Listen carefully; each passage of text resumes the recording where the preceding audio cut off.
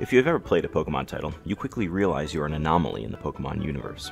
First-time players don't often struggle, sometimes beating the game with pretty much just their starter. Even if you haven't played it, you know it's tailored towards kids. But why have we not seen the games get any harder? In fact, it's argued that they've gotten substantially easier. Let's take a look at the series, and then maybe with a little research we can determine why Pokemon games are so simple. So what Pokemon are you going to use your Master Ball on, boss?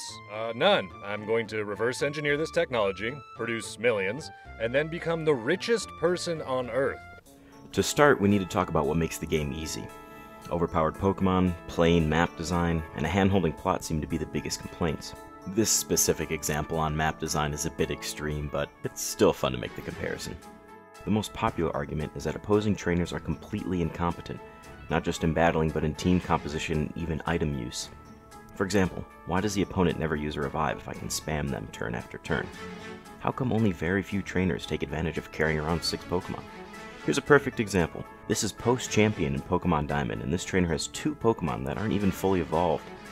Other things like gym leaders and even the Elite Four members having mono-type teams make things way easier. Heck, even some champions do. But what do we expect? A difficulty setting? Well, there was one game that addressed this, at least somewhat. We'll talk about that in a bit. Right now, let's talk about what Pokemon offers in-game to make it more difficult.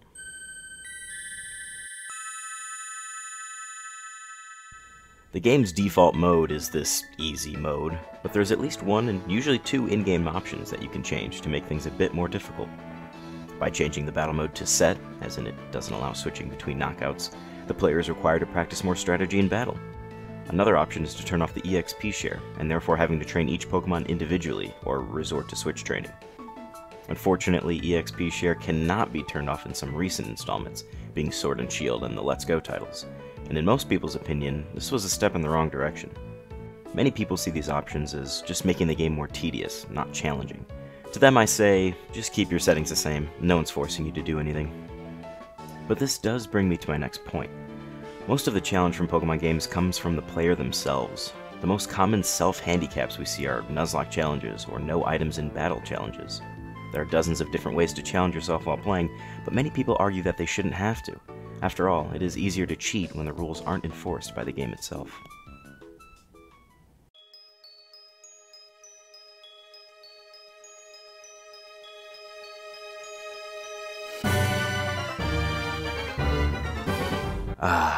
Pokemon Black 2.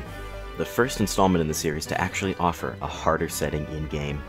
This game released in 2012, 2 years after Black and White. In order to unlock the Challenge mode, you needed to first acquire a key, which could only be done after defeating the champion of Pokemon Black 2. If you were playing White 2, you had to get this key transferred to you through the key system, requiring a second Nintendo DS.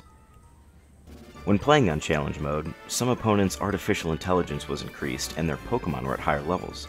It also made gym leaders and Elite Four members harder by giving them extra Pokemon, increasing their Pokemon stats, and giving them held items. This certainly made the game more difficult and was a welcomed addition to the Pokemon series. Except, it never made a return. So why is that? Well, if we bring up the sales of each Pokemon game, we can see that they vary.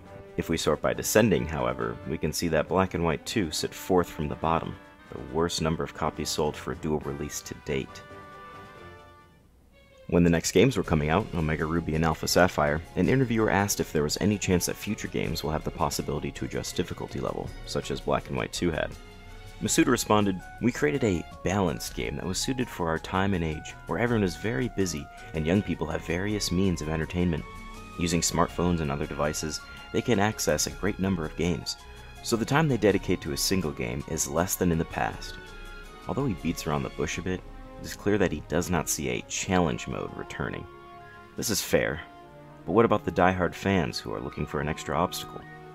Well, in a separate interview, when asked about how they cater to all their different types of fans, Shigeru Omori said, "We make sure that regardless of how many fans we have, in each type of game, each new entry is something that any fan, or someone completely new to the series even, can jump into and enjoy right from the start."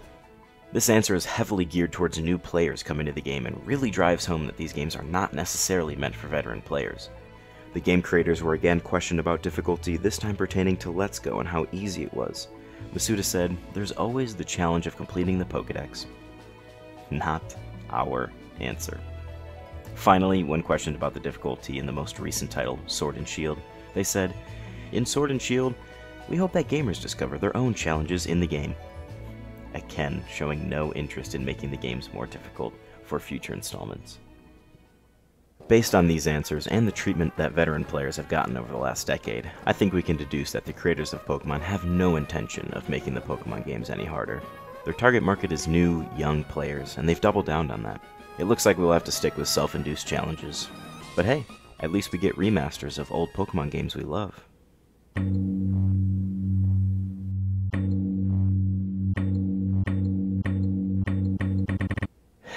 There's no winning.